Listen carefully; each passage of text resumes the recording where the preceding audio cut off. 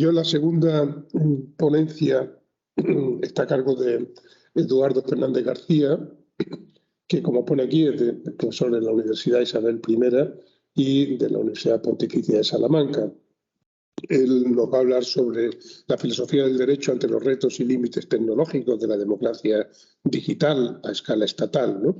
Eduardo pues, es doctor por la Universidad de León, hizo el máster de Cultura y Pensamiento Europeo, es licenciado en Derecho, graduado en Ciencias Políticas y de la Administración, graduado en Economía, Geografía e Historia, en Español y Lengua y Literatura, le falta una asignatura para terminar el grado de Arte y dentro de unos días será doctor en Derecho.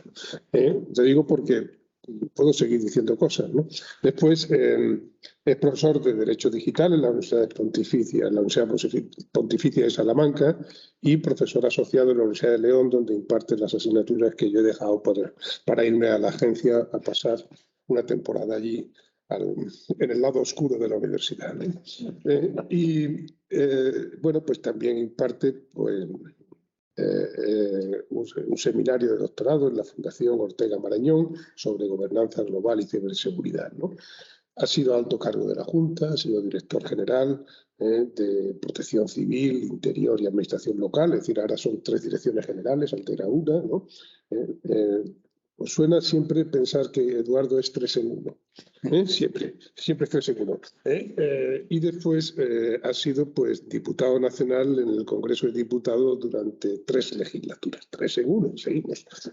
Bueno, con todo esto, pues tuvo la osadía de venir un día a la puerta de mi despacho, de llamar y dijo, quiero que usted me dirija la tesis. Y digo, bueno, pues ya empezamos mal, ¿no? Porque tienes que empezar diciéndome tú. Y entonces, pues, hicimos el camino juntos, pero él hizo la tesis y yo tuve la suerte de dirigir esa tesis que, como dijo un tribunal, eran 3 tesis en una. Lo del 3 en 1 sigue existiendo, ¿no? Y bueno, pues él nos va a hablar de este tema tan actual como es la cuestión de la tecnología y la democracia. Hace poco un simposio, un congreso no sé, unas jornadas, un seminario en las Cortes de Aragón, ¿no? La Fundación Jiménez Abad, que hace temas muy interesantes sobre estos temas de inteligencia artificial y democracia, participación, etc. Es un tema que va a estar presente en nuestras vidas, que se lo podremos contar a nuestros nietos, que fuimos pioneros, ¿no? Pero que ellos ya dirán, bueno, pues ¿qué hacíais vosotros metiendo una papeleta en una urna, ¿no? Y cosas de este tipo, ¿no? Pues, porque ahora mismo los chicos no saben lo que es un cassette, los chicos no saben lo que es, pues no sé, un teléfono con rueda y cosas de este tipo, ¿no? Entonces, yo creo que es un tema que va a estar presente en nuestras vidas y que va a condicionar, pues, muchas veces las elecciones políticas, ¿no? Tal como las redes sociales en este momento pues, condicionan mucho la orientación de la participación de los ciudadanos en las elecciones de cualquier tipo, ¿no? Pues nada, tienen la palabra y no sé, no abuses mucho del PowerPoint. Pues muchas gracias, querido maestro. Como mañana te presentaré yo a ti, me vengaré de la presentación excesiva que acabas de hacer. Cuando le he dicho al profesor Rus que iba a emplear un PowerPoint, solo movió la cabeza y no dijo nada, pero yo le estaba oyendo en mi interior decir que Dios te perdone, porque es de los que jamás comete, en fin, el atropello de confundir a la audiencia entre lo que dice y lo que ve, ¿no? Pero los que somos malos y recientes necesitamos no solo el apoyo, sino hacerles ver que algunas de las cosas de las que yo voy a hablar aquí tienen que ver también con la tecnología. Pues crucemos un poco la tecnología con la filosofía del derecho. Hemos hecho un periplo interesante e intenso esta tarde, ya también desde la mañana, ¿no? Pero nosotros lo hemos visto más desde la tarde, desde la historia del derecho. Efectivamente, mi tesis con Salvador fue sobre las virtudes en la política cristiana en la educación de los príncipes de la Casa de Austria. Y ahora, pues, Manuel como Esteban han tenido, en fin, la paciencia de aguantarme investigando sobre el nacimiento del republicanismo cívico en la primera modernidad española, ¿no? Pero hemos llegado con Gustavo a la actualidad. Por cierto, que interesante las cosas que ha dicho. Yo he tenido la ocasión, como ha dicho Salvador, que he sido diputado nacional, de ser vicepresidente de la Comisión de Justicia, y creo que algunas de las cosas que ha tenido que decir muy deprisa Gustavo merecerían una reflexión más profunda. O sea, que para el siguiente congreso que haya, la interesantísima cuestión del populismo punitivo, no solo penal, al que ha hecho referencia, pues seguramente nos dará para mucho. Bueno, yo quiero, antes que ninguna otra cosa, pues agradecer a la organización, al profesor Lazo Pulido, y no es una mera formalidad protocolaria, la verdad, agradecer su disposición a acoger una comunicación que está centrada en el pensamiento jurídico, en su encrucijada con el pensamiento jurídico, con una vocación de cambiar algunas cosas. Muchas de las cosas que yo les voy a decir tienen interés de referenda, es decir, lo que les estoy planteando aquí no es más que la anticipación de un debate que yo espero que no dé tiempo a tener en lo que resta de legislatura, porque en lo que resta de legislatura, primero, no hay tiempo, no hay sosiego, y me parecería excesivamente improvisado, pero que sin duda alguna en la próxima legislatura está llamado a ocupar algunas de las reflexiones, los debates y seguramente que las discusiones enconadas de diputados y senadores, como es el traslado de parte de los derechos políticos que tienen los españoles al ciberespacio. Siempre se dice con una finalidad de gozar de una democracia más representativa, una democracia más deliberativa, pero con enormes riesgos. Así que muchas gracias por permitirme reflexionar sobre estas cuestiones, estas propuestas de la contemporaneidad que se proyectan sobre el futuro inmediato. ¿Por qué reflexionar sobre filosofía jurídica en relación con la ciberdemocracia en un congreso como esto? ¿En qué afecta además a los derechos fundamentales? La democracia sigue siendo, se ha dicho aquí, pero no está de más recordarlo, como afirma la ONU, uno de los valores y principios, dice su último documento final de la Cumbre Mundial, básicos, universales, indivisibles, basados en la libertad libremente expresada por el pueblo, estrechamente vinculado al imperio de la ley, al ejercicio de los derechos humanos y de las libertades fundamentales. Claro que lo dice la ONU, que acoge en su interior a prácticamente una mitad de sus componentes que difícilmente podrían pasar el tamiz, en fin, por laxo que fuera, de una democracia avanzada de calidad y de respeto de los derechos humanos. Son muchos los artículos, no me voy a entretener en ellos, tienen ustedes ahí algunos de ellos que, tanto en el Pacto de los Derechos Fundamentales como en la propia Constitución española, más alto de nuestra jurisdicción constitucional y que nos afectan y nos afectarán muy profundamente cuando pasemos parte del ejercicio de estos derechos. No les digo nada al de expresión, al de asociación política y sobre todo el derecho de sufragio, cuando pasemos del mundo presencial a ejercerlo a través de Internet, que es una de las propuestas que tenemos más recientemente. Bueno, ¿cómo aprender todos esos ricos matices que tiene esta reflexión para no terminar improvisando? Que es lo que muchas veces se hace en el Congreso y en el Senado, ¿no? Y eso se lo digo un poco por experiencia personal, ¿no? ¿Cómo se podría evitar esa improvisación de soluciones positivas que no siempre están bien moldeadas?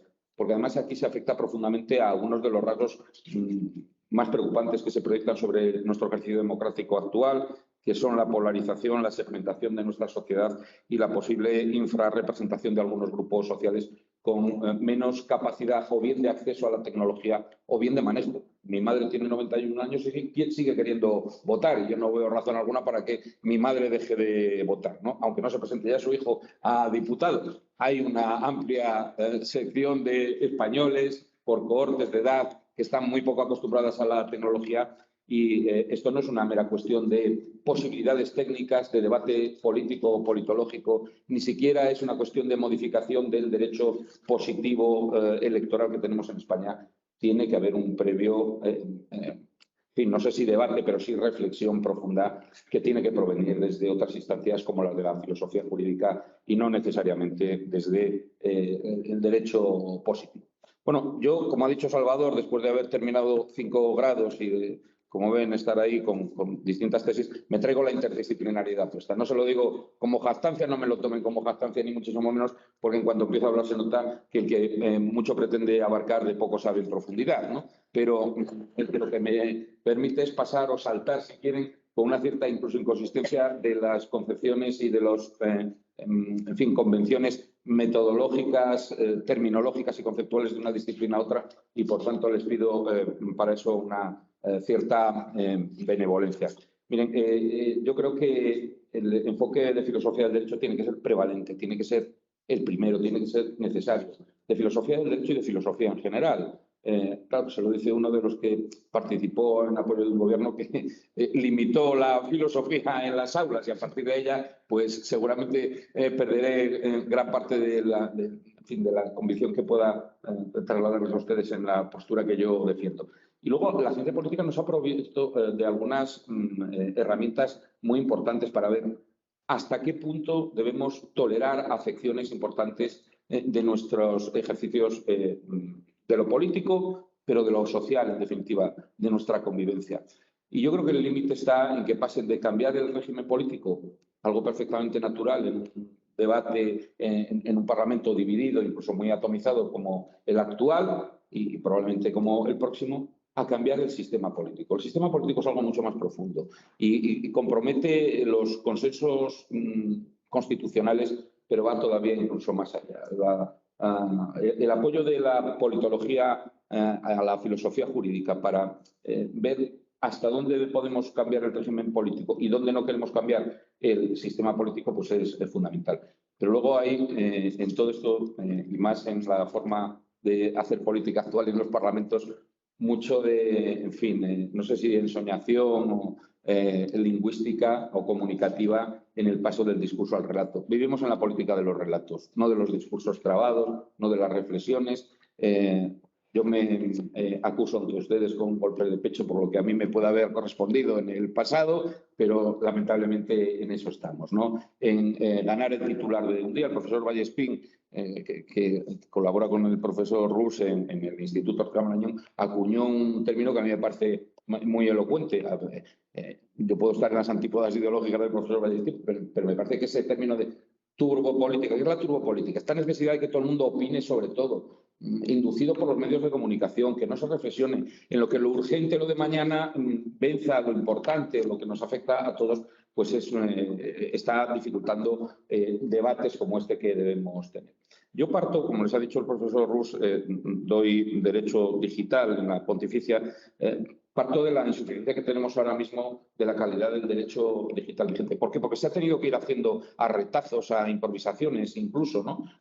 Como pasa siempre con las nuevas tecnologías, la rapidez de los cambios, yo diría que incluso la volatilidad vertiginosa de los cambios tecnológicos termina imponiendo un retraso muy importante entre el surgimiento de problemas como consecuencia de la disponibilidad tecnológica y la solución que el derecho le da. Pero encima es que son esas soluciones basadas en el derecho positivo, en vamos a cambiar la ley inmediatamente y no tanto a reflexionar sobre hacia dónde queremos cambiar la ley. Yo creo que estos son los 5 problemas fundamentales que tiene el derecho vigente actual. Es insuficiente para regular todo lo que hacemos en el ciberespacio.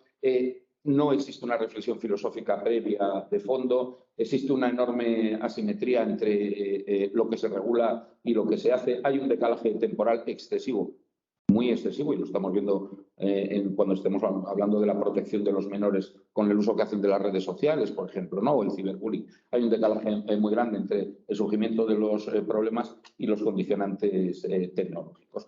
Les voy a decir por qué me parece que es importante algunos de estos llamamientos a vamos a reflexionar, ¿no? Varios partidos políticos han hecho propuestas de votaciones en la red, de votaciones para las elecciones municipales o para las elecciones generales. No estamos hablando de debatir qué es lo que se va a hacer con el asfaltado de una calle, en lo que existe ya muchísima experiencia previa en muchos otros países, ¿no? Pero es que tenemos unos problemas previos que tener en cuenta antes de decidir si pasamos nuestra actividad o no al ciberespacio. Algunos son tecnológicos, es verdad. Les voy a poner aquí algunos, pero otros son mucho más jurídicos. ¿De qué problemas tenemos que hablar para ver cuál es el entorno en el que nos movemos? Claro, desde ahí, ni siquiera cambiando de gafas y comiendo mucha zanahoria, verán ustedes lo que aporta ese gráfico que yo pensaba que se iba a ver por lo menos del tamaño de mi barriga, ¿no? Que es considerablemente mayor de lo que el esfuerzo ¿Qué les estamos pidiendo ahí, no? Bueno, pues ese gráfico de arriba a la izquierda es la encuesta de equipamiento y usos de tecnologías de la información y la comunicación de los hogares, la última que hay cerrada en España, la hace el INE. El 97% de los hogares españoles tienen algún tipo de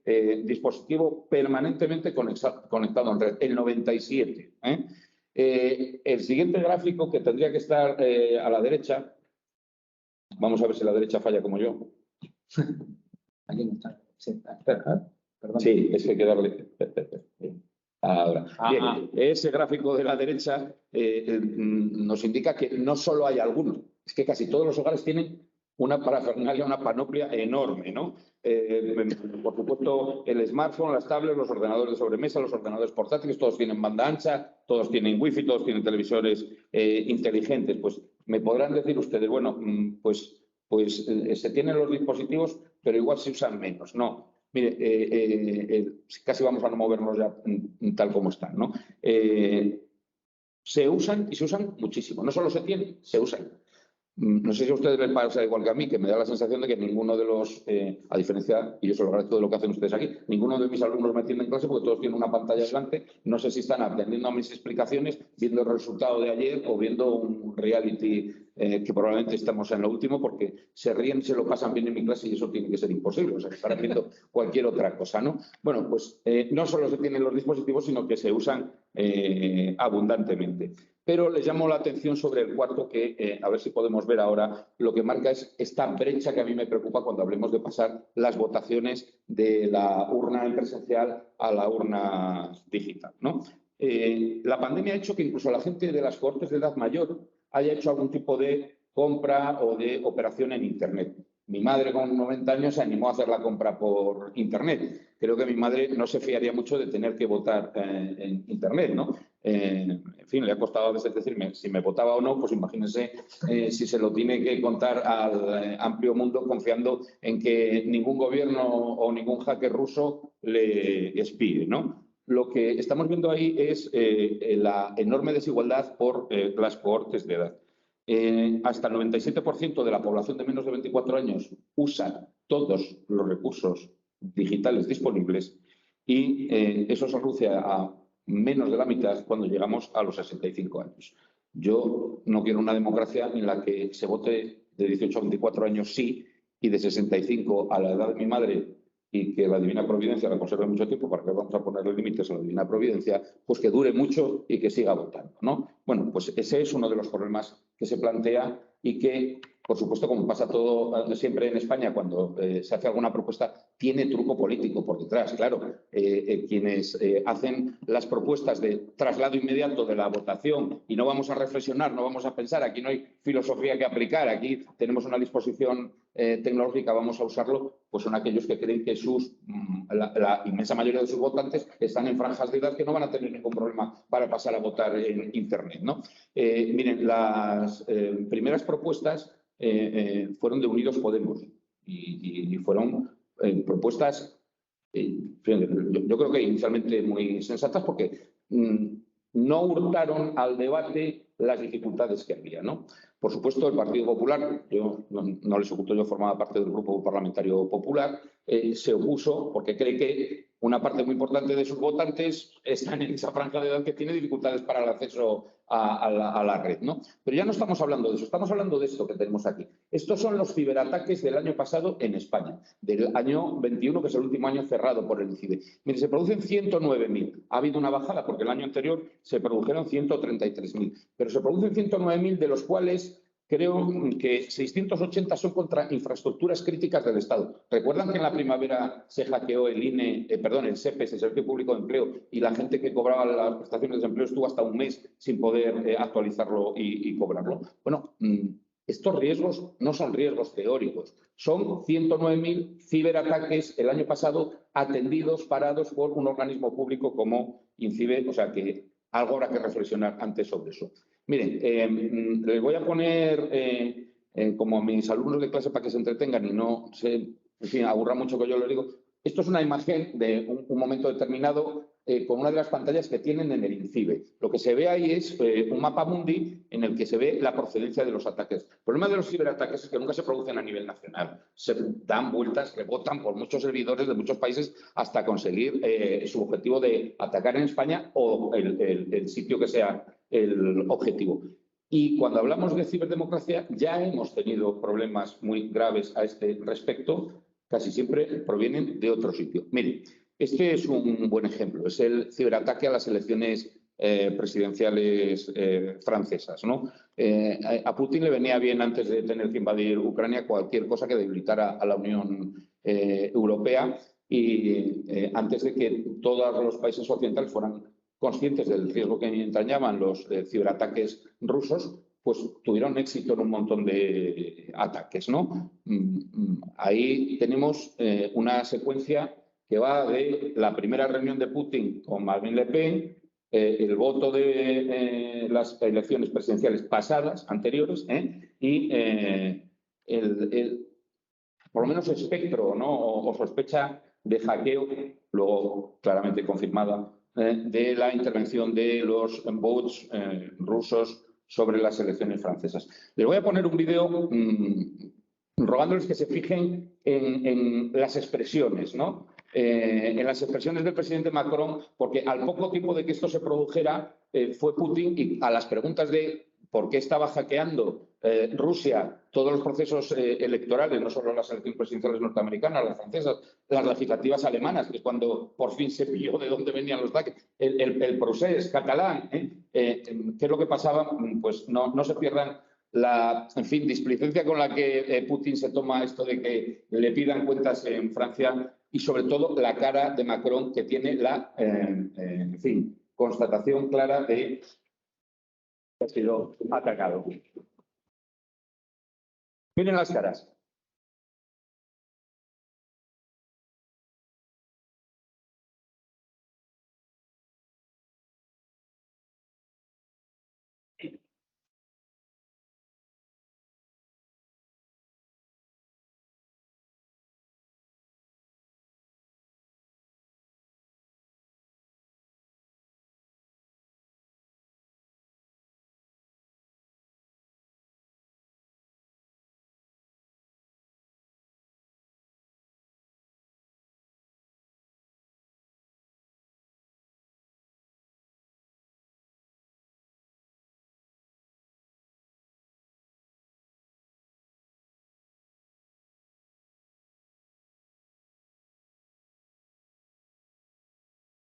Bueno, yo creo que por resumir lo han visto ustedes. No hay constancia acreditada a estas alturas de la intervención rusa en distintos procesos electorales. Se sabía de dónde. Cuando el proceso catalán existía la clara conciencia. ¿Por qué? Porque hay trazabilidad tecnológica. Pero miren, trazabilidad tecnológica y capacidad de persecución internacional frente a los actos soberanos de un Estado o sus agentes, que es de lo que estamos hablando en el caso ruso, ya chino o norcoreano no les digo nada, pues son cosas muy distintas. Sabemos cuál es la trazabilidad tecnológica de los ataques. Otra cosa es que, aunque sepamos de dónde proviene, de nada serviría pedirle a la justicia rusa que pusiera a disposición de cualquier país occidental a los hackers rusos. Primero, porque ni siquiera en su ordenamiento penal lo consideran un delito, con lo cual, como no hay delito, pues desde luego no va a haber extradición de un nacional ruso a cualquier país occidental. Pero es que ni siquiera nuestros países occidentales tienen en sus legislaciones de carácter procesal penal elementos de persecución, porque solo existe para los delitos que se aplica fundamentalmente a los delitos de estafa y a los delitos de contenido sexual, un convenio de Budapest para la persecución internacional, para la cadena causal de imputación procesal, para poder llevar a los hackers ante el juez. Bueno, ahí tenemos distintos ejemplos, ¿no? Yo creo que cuando se propone que vayamos todos a votar cada uno su ordenador y dejemos de ir a por la papeleta e introducirlo en una urna, habrá que pensar en si esto está sucediendo, ¿no? Y ahí lo que tienen ustedes son distintas propuestas de partidos que están en gobiernos y yo creo que tiene que haber un planteamiento filosófico previo de fondo. ¿Cuáles son nuestros retos fundamentales, ¿no? Vamos a proteger que la disponibilidad, la privacidad. O sea, En nuestros derechos políticos, ¿qué es lo que consideramos más importante? ¿Que podamos votar? ¿Que nadie sepa qué es lo que hemos votado? ¿Que podemos cambiar luego nuestro voto? ¿Que funcione Internet el día que yo tengo que ir a votar? Tenemos otros retos que vienen del proceso de hiperconexión que tiene la sociedad española. Todo el mundo está conectado permanentemente 24 horas al día. Afrontar la modificación de normas que tienen aspiración de atender problemas globales, porque no sabemos si los ciberatacantes, en el caso de unas elecciones generales, provienen de Rusia, de Corea del Norte o de Palafrugell, que me da lo mismo, pero al final tiene implicaciones procesales muy distintas. Son retos sobre los que tenemos que pensar antes. Y luego, ahora mismo tenemos este último problema, ¿no? Ninguna de las leyes españolas es capaz de afrontar esos problemas del uso de la inteligencia artificial. En la comida hablábamos también de la ingeniería social, ¿no? Para el condicionamiento del comportamiento político. Porque eso también será muy importante, no solo el voto, sino la democracia deliberativa, la capacidad de que cada uno reflexione cuál es su posición en torno a los problemas sociales que tienen más importancia, que al final eso es lo que nosotros consideramos que es la ideología, ¿no? Pues sobre eso influye mucho. ¿Por dónde se informa la gente? Decimos, sobre todo la gente joven no lee un periódico, se informa a través de las redes sociales, siempre de forma muy parcial, ¿no? Ven ustedes que hay una capacidad enorme de ingeniería. Les ahorro leerles la literalidad de lo que dice la visión conceptual rusa, que lo que permite es, en el método militar asimétrico indirecto de la guerra híbrida, no engañar permanentemente. Las fake news al final se termina sabiendo, sino combinar medias verdades con falsedades para ir cambiando la percepción de las opiniones públicas, sobre todo aquellos que no se enteran más que de las cosas a través de redes sociales. Bien, la filosofía del derecho ante el proceso de digitalización ha hecho propuestas muy interesantes en torno a la limitación de la persecución de los delitos contra la seguridad nacional. Ya saben ustedes que la Agencia Nacional Norteamericana ha conculcado más derechos humanos, muchas veces intentando enterarse de por dónde iban los malos a atacar en la siguiente vez, porque producen escuchas indiscriminadas sin mandamiento judicial, ¿no? Esto antes era muy difícil de explicarlo, pero recordarán ustedes que nosotros hemos tenido nuestro problema este año con el Pegasus, ¿no? Y que se ha hackeado al teléfono del presidente del gobierno y de la ministra de Defensa. Miren, pueden ser de un partido que no es el mío, pueden ser del mío, pueden ser del contrario. Me da lo mismo. Al presidente del gobierno español no se le puede hackear el teléfono y a la ministra de Defensa todavía menos. Estamos en un país de la OTAN. Pero llueve sobre mojado. Hace unos años, el presidente Obama, en el año 2017, tuvo que pedir perdón a sus socios europeos porque habían hackeado el teléfono de Angela Merkel, el de Mariano Rajoy y el de Cameron, tres, en principio, aliados de los Estados Unidos. Hay capacidad tecnológica para que se enteren prácticamente de todo lo que hacemos, que nos escuchen. Se han perfeccionado los algoritmos de escucha enormemente. Miren, mi dedicación parlamentaria fundamental en los últimos años eran las comisiones de Seguridad Nacional y Defensa. Puedo decirles que el CNI, sobre todo, y el Centro Criptológico Nacional, la EDASGETO, tiene mecanismos muy probados para, saber, no digo lo que pensamos, ¿no? Pero para tener muchos más datos de nosotros de los que nosotros mismos nos imaginamos. Todo lo que entra además en Internet se almacena y no se pierde. Pero insisto, los algoritmos de escucha y seguimiento, de lo que buscamos en nuestros teléfonos, de las cosas que hablamos por teléfono, ahí quedan, ¿no? En la seguridad nacional, la filosofía del derecho lo que está es planteando cuál es el límite en la persecución del malo.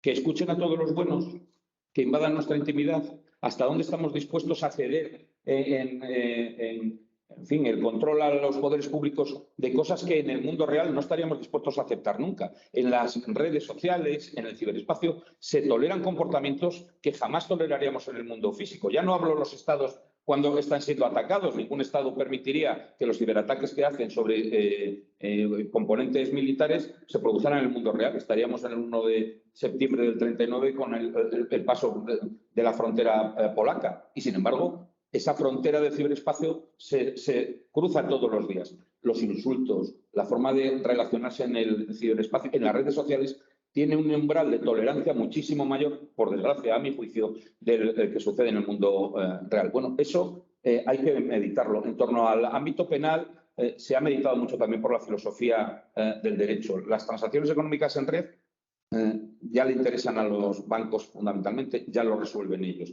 Lo último ha sido la educación digital, pero nos queda la ciberdemocracia. Las preguntas básicas, a mi juicio, desde el punto de vista de la filosofía jurídica, les dejo ahí el artículo con todo el aparataje crítico y bibliográfico necesario para no entretenerles. Todo lo que es técnicamente posible es deseable, porque ahora técnicamente posible es casi todo, casi todo. Todo lo que es deseable termina siendo bueno. Pues me temo que en muchas ocasiones no, sobre todo cuando se producen escuchas o invasiones de la intimidad o exfiltraciones. ¿Y todo lo que es bueno es legal? Pues desde luego cuando hablamos de democracia no. Miren, nosotros para una investigación hemos pasado revista a las propuestas de la filosofía sobre la modificación de la... se lo dejo en el artículo de forma mucho más detenida, ¿no? Sobre...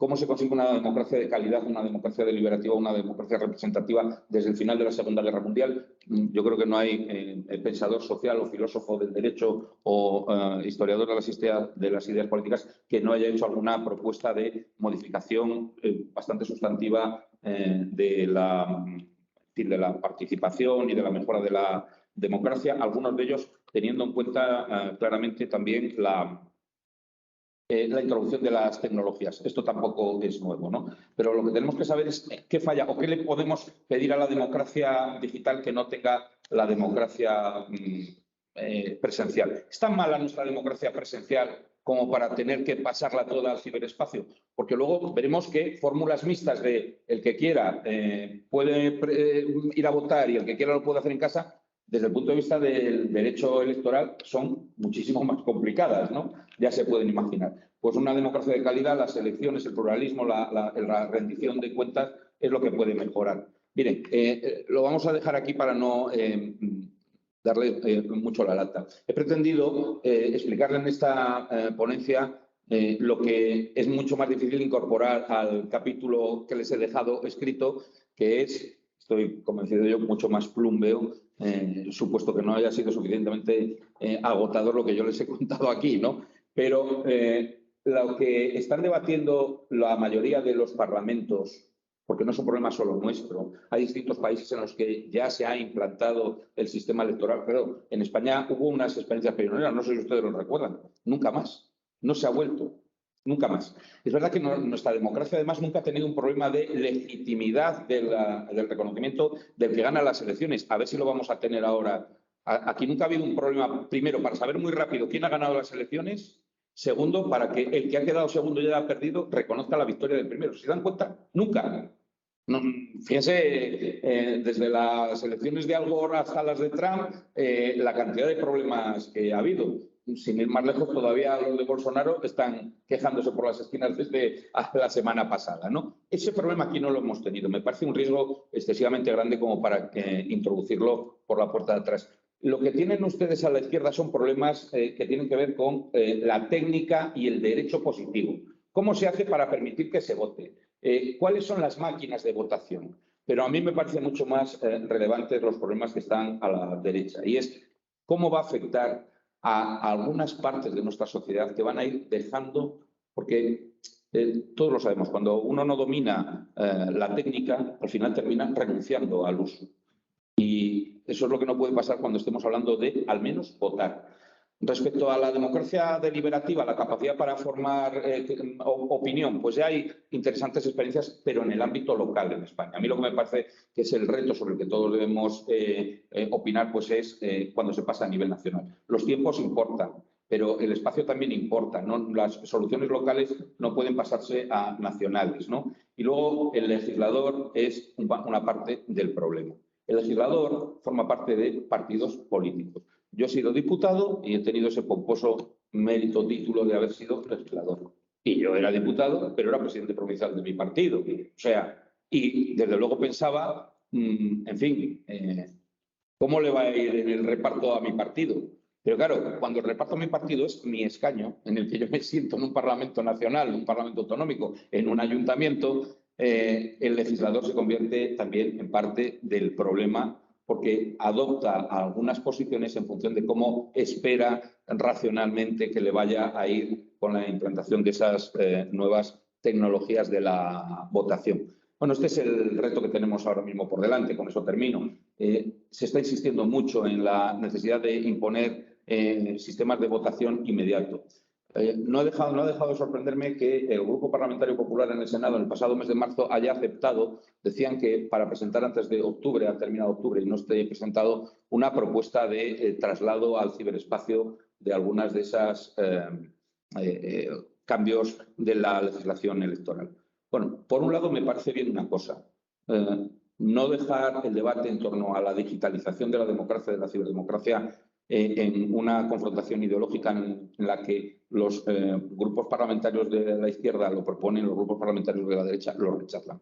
Pero creo que existe un problema previo de ejercicio real, fáctico de los derechos políticos fundamentales por los que algunos sufrieron muchísimo para conseguirlos en democracia, y creo que el riesgo es demasiado evidente ahora como para, olvidarlo o pretender que no pasa nada. Les he dejado así muy rápidamente, como han visto, algunas de las, a mi juicio, líneas fundamentales por las que tiene que transcurrir un debate que está llamado a ser mucho más sereno, entre otras cosas porque, como os digo, la vuelta atrás es muy complicada. En Holanda, en el año 2008, se decidió pasar las votaciones al ciberespacio. 2 años después, tuvieron que volver a pasarlas a presencial, porque no es tan difícil hackear el cambio de una... Fíjense lo que ha pasado en Estados Unidos con la inscripción en el registro y el cambio de aleatorio de algunas votaciones de papeletas de un partido para otro. Imagínense con las votaciones desde casa, ¿no?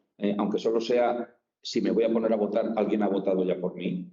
O sea, que eviten por lo menos eso, ¿no? Privarme de mi derecho de sufragio activo porque alguien haya ido votando por mí. Pues eso es lo que está pasando en algunos sitios. Las máquinas de votación, incluso las más desarrolladas, han dado problemas. Han dado problemas en Venezuela, donde se vota así todo, pero han dado problemas en Canadá, han dado problemas en algunos comicios argentinos locales. En fin, los problemas son demasiado evidentes como para que sean solo las soluciones tecnológicas. Esto no es una cuestión que resuelvan los ingenieros informáticos mejorando el software. Esto es una cuestión sobre la que debemos opinar todos, porque parte de ese ejercicio de nuestros derechos está en entredicho, y espero que reflexionemos sobre eso de forma no solo más articulada, sino más serena de lo que yo he hecho en la exposición. En todo caso, a su disposición queda. Espero que eso sea una reflexión más aburrida, pero más coherente de lo que yo les acabo de poner, con los casos prácticos de los sitios donde ha habido problemas y cuáles son esos problemas de tipo técnico. Muchas gracias.